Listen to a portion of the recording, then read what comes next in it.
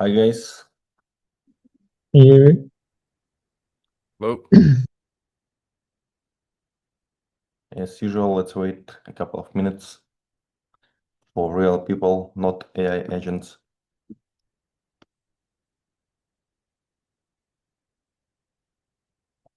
Hi Pat.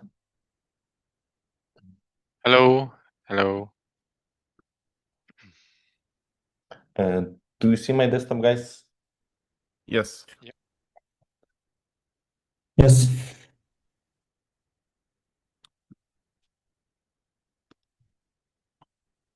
Okay, 2 more minutes and we will start.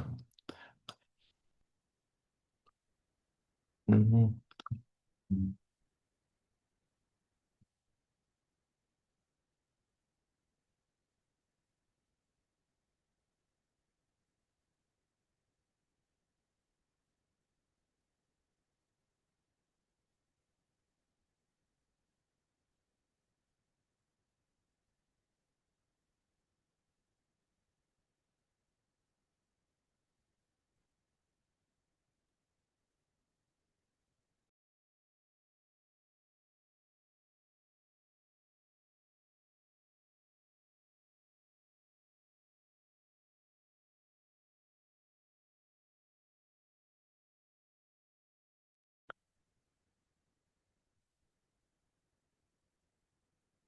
It looks like Roberto and John are busy with some other stuff. Welcome everyone to community meeting of the Hyperledger Identus project, and today we have a couple of items in our agenda. So first of all, you should remember about antitrust policy notice, about interesting competitors and right behavior after attending this meeting or watching the recording, and the code of conduct that defines the rules how you have to behave at the current meeting. So today's agenda is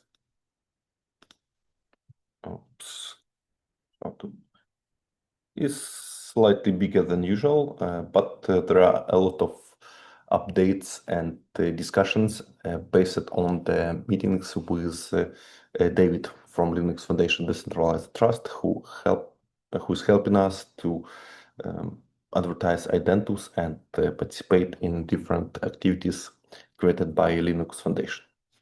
So first of all, hi Roberto. First of all, we submitted the annual report 2026 that corresponds to the achievement of the Identus team over the year, and this is a regular report that we have to complete on a quarter basis. You are welcome to review it and share your feedback. It's still under review, and celebrate together with us our achievement. So, in short, we have pretty good activity in GitHub over the year. Unfortunately, number of contributors and companies is steady, so same companies and same contributors. And we have, by the way, we can make it better, I guess. Hmm. Okay, probably I know what's wrong. I forgot to add MD extension to the file. I will fix this later. Anyway, the report shows our intention to graduate from the incubating stage, and I also added the link to the current SSF. It's scorecards page, OpenSSF practices for Hyperledger Identus that we're currently performing. If you want, you can navigate to this report in Linux Foundation repository, tag committee. Okay, secondly,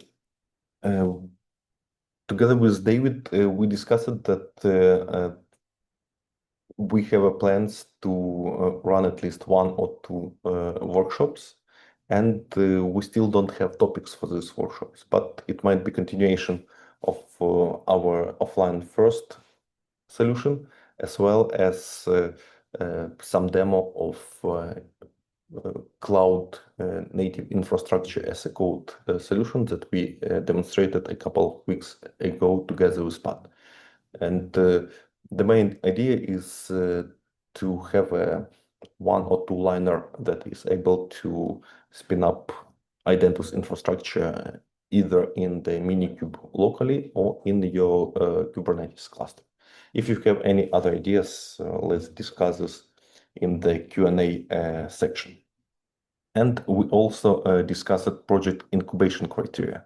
Project incubation criteria is a special process where the project is able to move from incubation state to graduated state. Graduated project means what does it mean for us? It means that we are getting more mature and we pass the requirement for infrastructure, security, code quality, and the right software development lifecycle. We already started we already started to work on this criteria, and one of these things are OpenSSF best practices badge and OpenSSF scorecard badges, together with other criteria like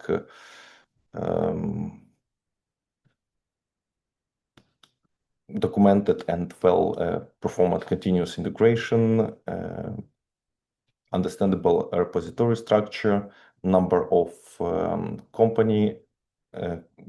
companies that use Identus, and other criteria. So the list is pretty big, but I believe that in a half a year we can apply for this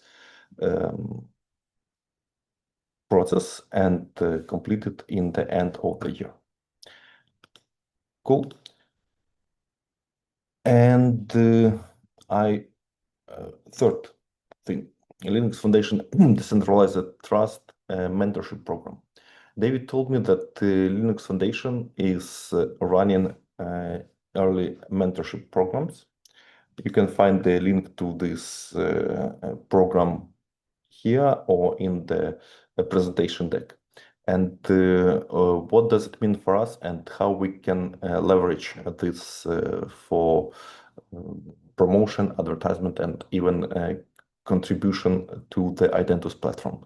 This is a program that allows you to define some task, attract Linux Foundation contributors, create some implementation plan for particular task, and the Linux Foundation is going to fund this initiative. In short, it's analog of Project Catalyst, where you can apply for this program and get some fund after approving that particular change is going to improve your project.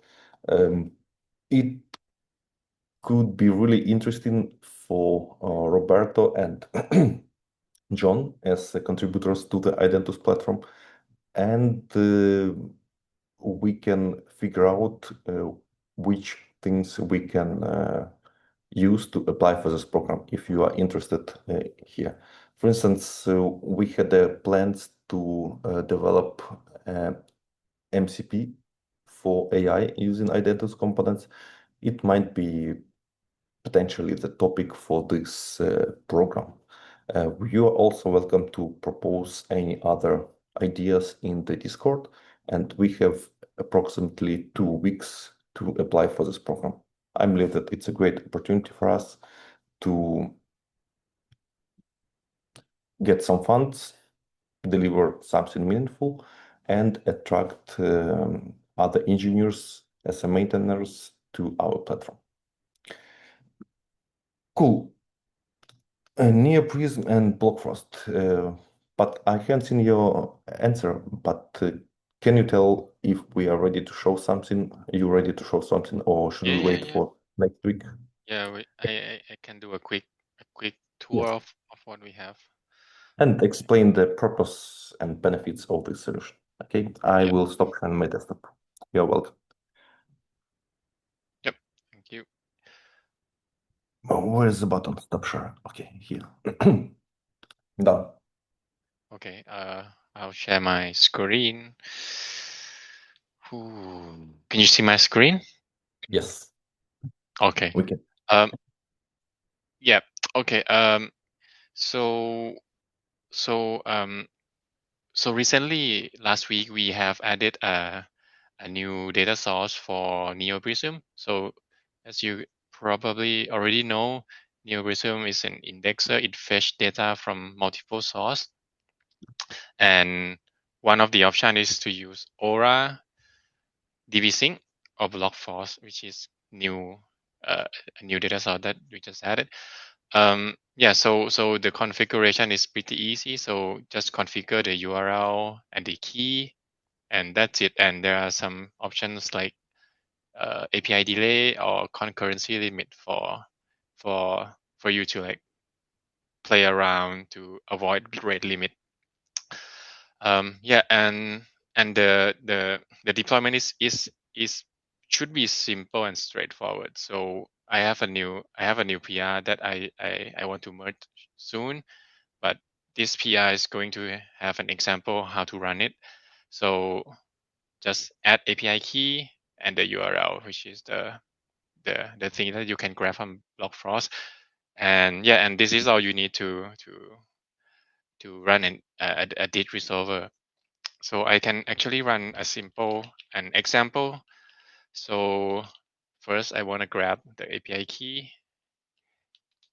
and then just replace it here and just one Docker command, and then you have a date resolver running here, and it's already fetching transaction, and soon it's gonna index the date. So we can see we can try to see the what it has been indexing. So just starting. Okay, so you can see that the date is already coming through. Just give it some time, and then you have all the data on the mainnet. And yeah, that's all for for the for the block fraud support. So I hope it will be easier than ever to to run the Identus stack. Yep, that's it. Back to you, Yuri. Yep, thank you, Pat. It looks really great and promising. And we completed this initiative in scope of Lace AD project where we are adapting Identus components to the Lace wallet infrastructure and stack. So using Block Frost is the general way for Lace infrastructure to communicate with indexed Cardano blockchain. But can you share how does it take to index the mainnet using BlockFrost right now with NeoPrism? I mean, Uh, I haven't really timed it, but it's in somewhere in the minutes, maybe ah, 5, 10. I'm not sure. Yeah. so now you can run a NeoPrism and have um, mainnet Prism bit resolver in around 5 minutes locally. Yep. And as you remember, we also added SQLite backend, and recently Pat demonstrated that it's possible to have a one-liner that uses BlockFrost API and SQLite in-memory database, which makes the development pretty simple in terms of deploying this infrastructure locally for demo or workshops. I planned to demonstrate VDR API. Oh, sorry, it's probably different topic. Yep, we still have to complete the VDR project, and there is a final phase where we need to organize and collect all packages, videos, and documentation. I guess that we can do this next week, and in the backlog for 2026, we need to figure out how to integrate VDR into the Identus platform components and flows, and we need to figure out what to do with SDKs. Are we going to use NeoPrism as indexer or implement some analog of VDR driver in SDKTS and other components? So it's still open question. And so I wanted to demonstrate how we can create the VDR entry using Cloud Agent REST API and Prism, but I will do this next week. I am close to completion, but not ready yet. Cool. I will switch to the second item. Again, as probably 9 months ago, we start to ask Blockfrost engineers and leadership to expose Prism DIT in Blockfrost API. There were a couple of tries and meetings in 2025 year, and now we created tickets in the internal Jira system where we have access to these tickets together with Blockfrost guys, and I believe that in a couple of months we will make it happen. So the tickets are created, acceptance criteria defined, and we are going to execute this great initiative. And we also have a couple of private repositories under Hyperledger Identus, and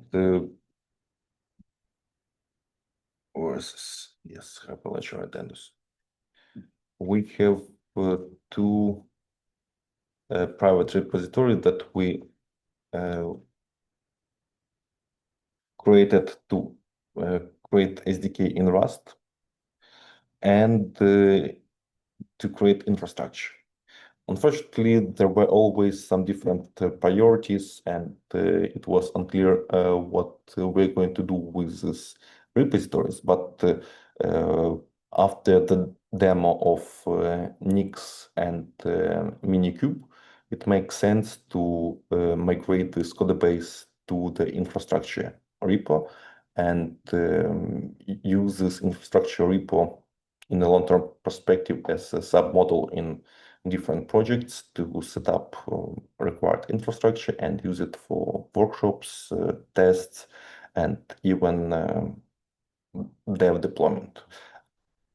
It would be great to have production level deployment, but for this purpose, we need to allocate more time and understand needs of particular companies like Socios, or probably Roberto or John, you can give us a hint what kind of topology do you use for deployment of the Identus stack.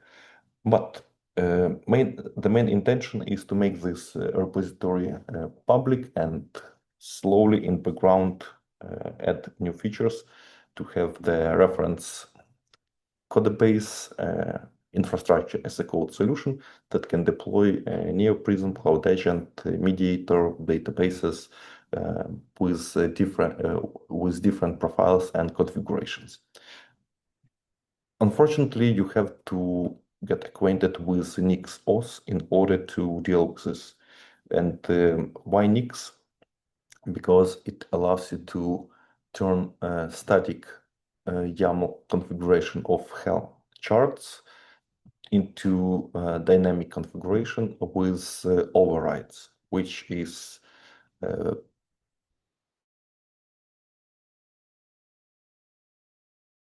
with different environment variables and parameters. So I believe that this project is much more promising than regular Docker Compose and Helm charts. At the same time, we're going to use Docker Compose because getting started guide, end-to-end test, and other components are still implemented using Docker Compose. So this change might happen over the year based on available time and resources of our team and contributions and requests from community members. And the same situation with SDK Rust. It's empty repository right now and it's private, but contributed a lot of components to the NeoPrism as a microservice, and I see that we can start adding from literally copy pasting some components from the NeoPrism to SDK Rust to make these components reusable and over the time create a more or less solid SDK. We don't have any commitments for 2026, and we just have an abstract strategy to adopt Rust in our technology stack to have a more concentrated code base instead of plenty of SDKs. So it's also a long running task, and it's not going to be production ready for a couple of months. But I believe that with our efforts and your support, we can create a bunch of reusable components that we can use in different applications, including NeoPrism and potentially other components. Cool. I guess that's it. Do you have any questions, ideas, proposal, guys?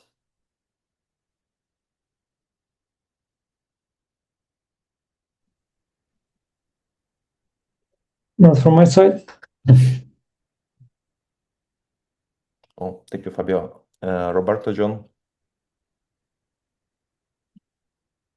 Nope. It's all good so far. Congratulations. It looks great, like the block frost integration. That's going to be really helpful to scale down the infrastructure cost to host Identus solution. So very welcome, integration. Yeah. Thank you, Roberto. I shared the link of mentorship program, and Roberto, John, if you are interested in this program to deliver some idea and get funded by Linux Foundation, let's continue our conversation in the Discord, where we can figure out if we're going to apply for this program with you.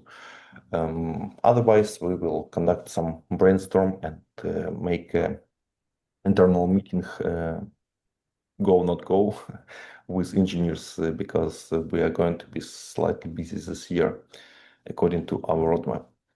And I wonder, Roberto and John, if you have time to help us with OpenSSF,